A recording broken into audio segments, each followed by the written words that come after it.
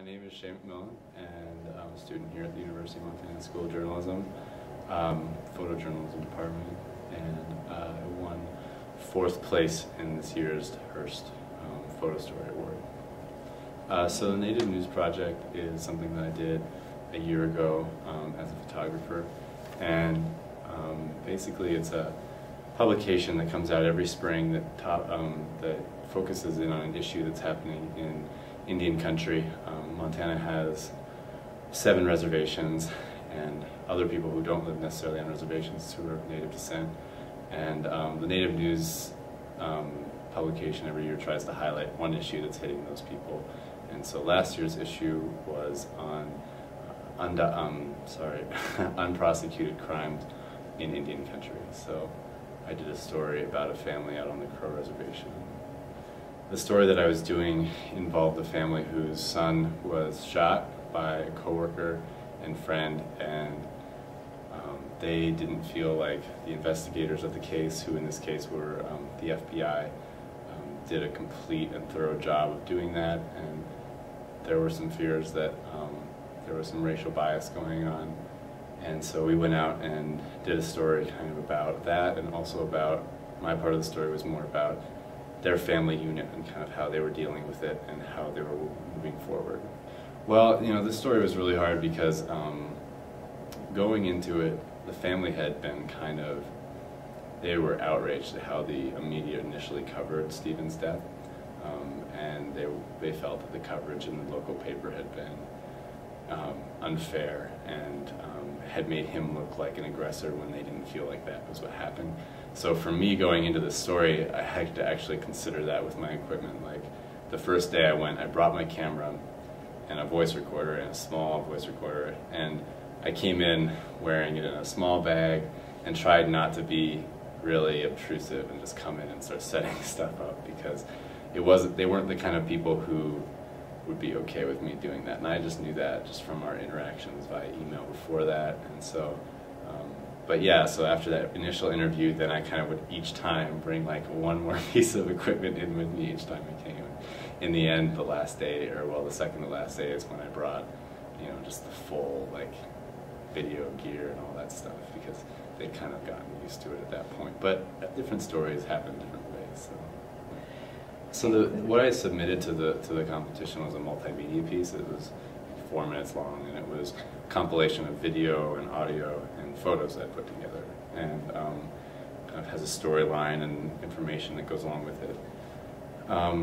So yeah, but there was, incorporated in that, there was a part in the middle where I talked about this family.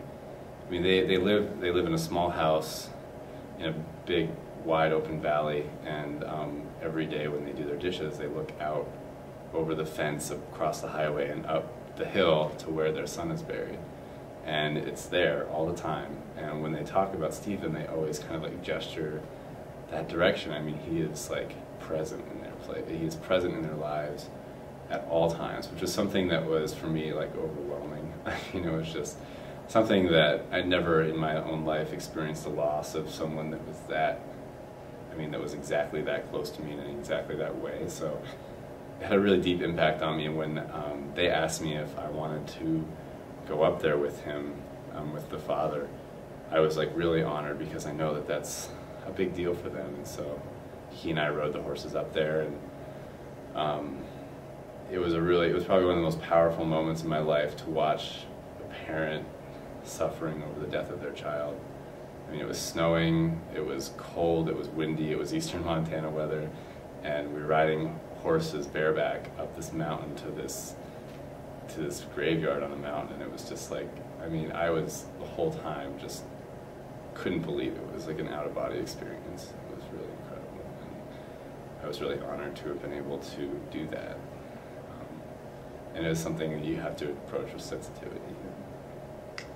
I grew a really great respect for my subjects, for the people involved in my story, and you know, I don't think as a journalist you're really supposed to be proud of people, but I was pretty proud of them. I mean, I think that they were really admirable people, and I was really glad to have been able to tell their story and like let people know who they were, you know. And they wrote me a really wonderful note, maybe like 6 months after the project, and said, you know, we feel like God brought you into our lives, and we want you to know how much we appreciate you coming and listening to our story. And it was actually a real healing process for us. I mean, they had never told anyone outside their family or their immediate friends about the case other than their lawyers. And so for them to invite me and Charles into their home and to, you know, to do that was incredible.